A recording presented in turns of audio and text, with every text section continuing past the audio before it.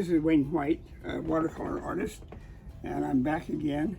And I've listened to your comments, and you're asking how to paint skies and how to paint rocks, how to deal with values, and so I'll try to address those concerns. My scene my scene here is a barn and sheds. This is a painting I've done before. Barn and sheds in Port Costa, that's in California, on San Pablo Bay. And first thing I'm going to do is I like to put an overall wash of a light value over the whole paper, because that helps tie in the colors. The colors relate better. So I'm starting putting in a light wash here.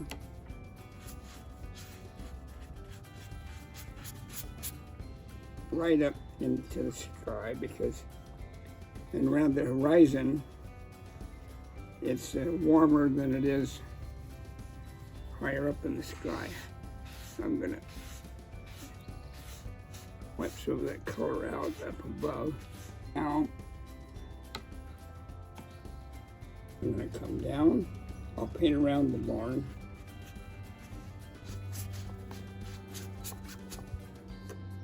Painting this foreground, putting this red color. Now, I tested this paper out before I started this painting, so last time the paper was defective and it got mottled. It looked awful. Wet this side, because what this does, it helps flatten the paper out so it's not all wrinkled.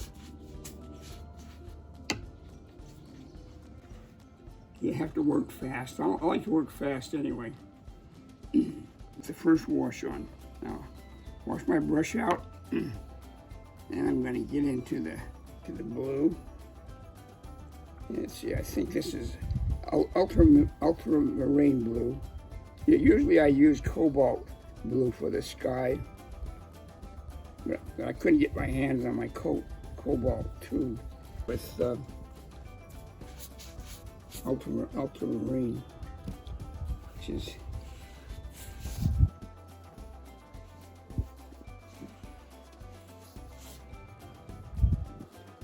so.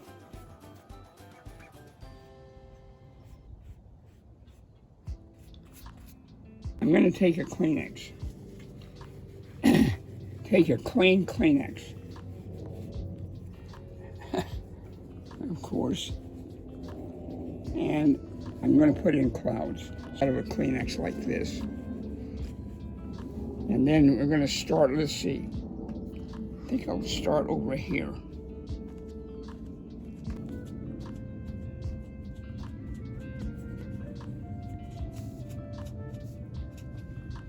It's cloud there. And maybe over on this side here. Doing clouds. The foreground clouds are going to make the foreground cloud bigger than the background clouds. That's this painting. It's not going to matter because I don't have that much sky. Clouds in, and now I'm going to do some foreground now. Foreground, I'm going to have to mix up some green, so I have some blue already mixed, so I'm just going to add some yellow to it, maybe a touch of burnt umber to gray it down.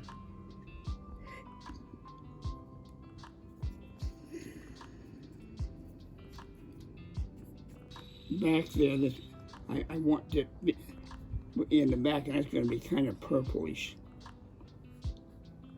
The further back your object is, like in this case a hill, if it's far back there, it's going to have a blue tint to it. Paint a little bit around the rock.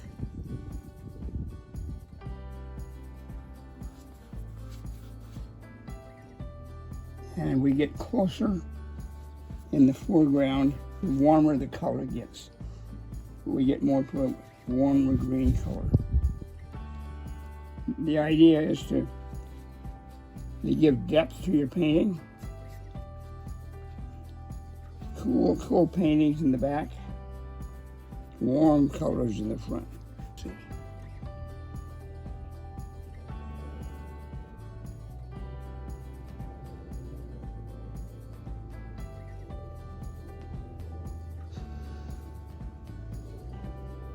I don't know what kind of tree this is, but I'm more concerned about the value of the green. I want it dark enough so it's going to showcase buildings. Here's that one.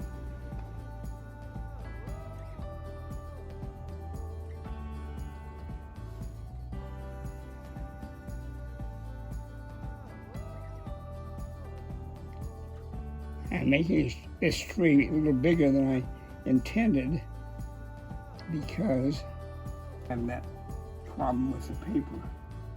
I want to hide it. The shadow area, I mixed up a purple and put on the tree and on the left side because the sun's coming from the right side, so the shadow's on the left. So I've got a purplish shadow over on the left, and then I have this purple mixed up. I'm going to put in a hill over there.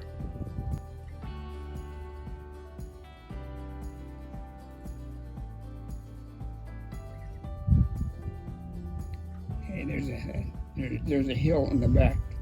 And again, this shows depth in the painting. I'm going to put in the rock now. Now I still know where to put it. So I'm going to mix up a burnt umber, which is a brown, and then I'm going to add a little bit of blue to the burnt umber, which will gray it, gray-brown color.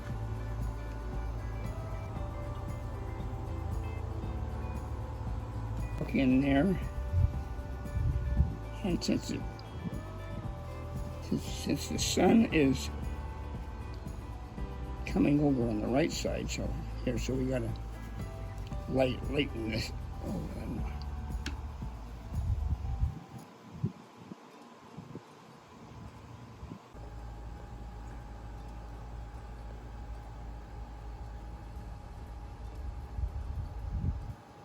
The way to paint a rock that's not flat .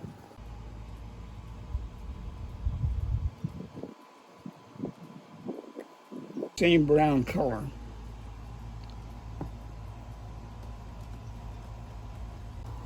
The same brown gray color.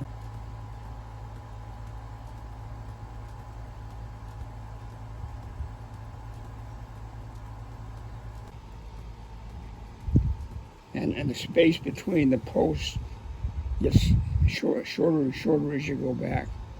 Like you say, and we get here, this would be the biggest one. The paper I'm using is old. Why is that? It doesn't respond the way I want it to. Lifting color up.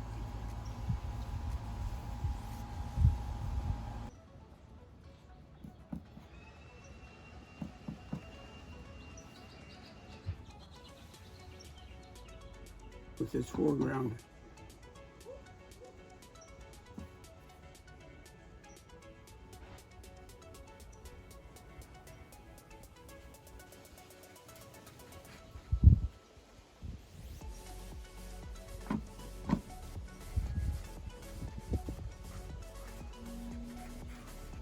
On this tree here, wet underneath and to the shadow side. There's some purple. And put in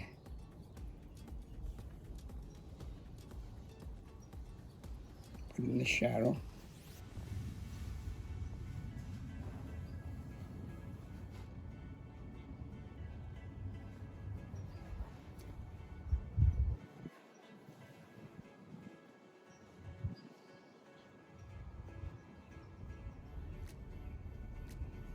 those clouds didn't come out distinct enough, but they'll do. It's kind of a, I'll call them hazy clouds.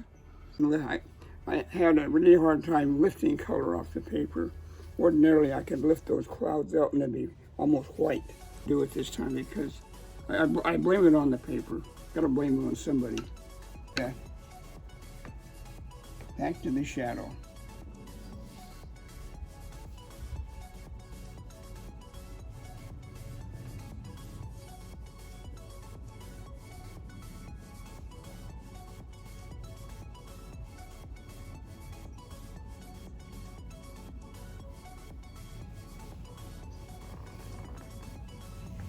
Now, right now I decided to make a red roof on the barn,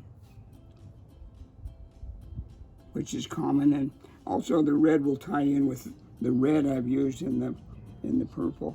Just as that old barn and the shed back there. So when I finished painting the barn, something to get that to stand out in a painting, to make the objects that you want to stand out, really stand out. So after I finish the barn, I'm going to put some trees, dark trees in back to make that come out.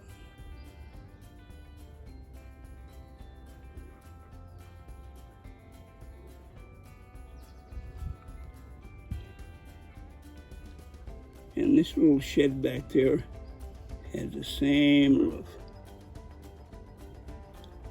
A bit of that purple to use my shadow in the shadow side of the barn.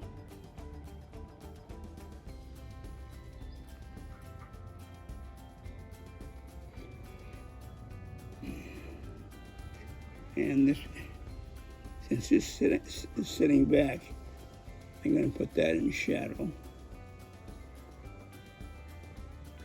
And the shed back here is going to be in shadow, this side of it.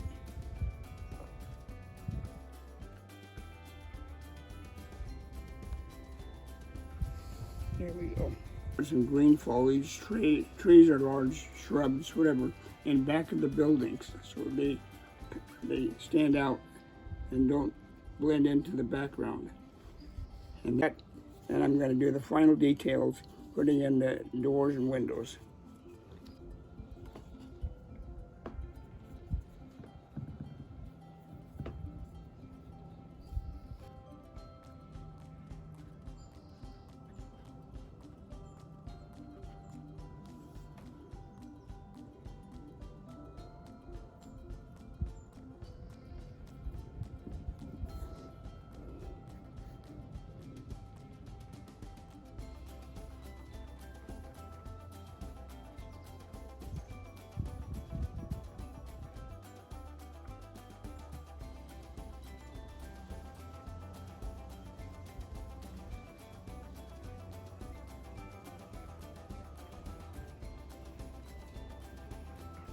See how I use the side of the brush for the foliage on the trees?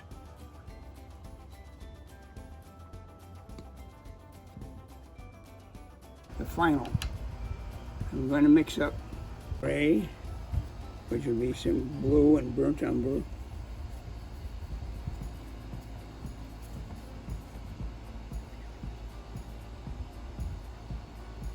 And then with that, I'm going to put in the windows.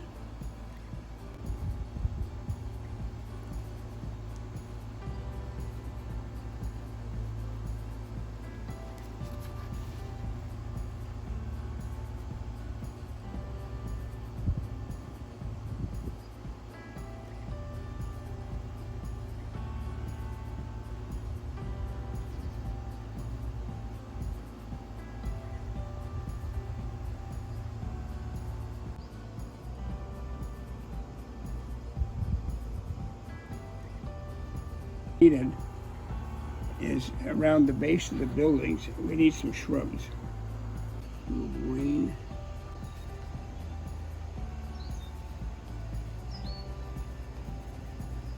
Weigh it down with a little burnt umber.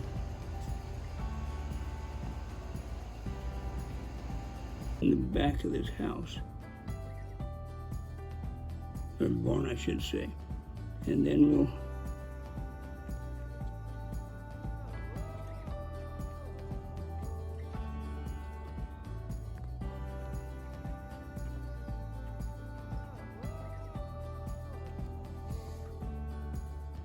find something else to do.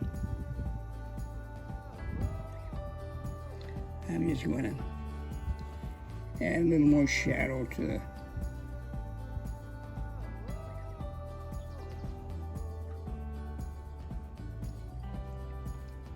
I'm going to put in some grasses.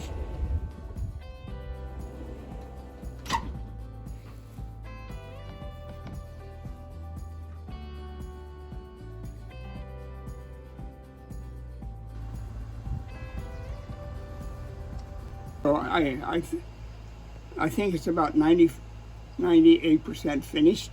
I'll probably come back after I look at it tomorrow and do a few more things, but as far as I'm concerned, that's about as far as I can go. This is just fun to do. It hasn't been easy in this hot weather. It's about 100 degrees out here. To see you again when I'll do another painting. Let me know, but if there's anything especially you would like to watch me paint, I'll be glad to do it. Bye-bye.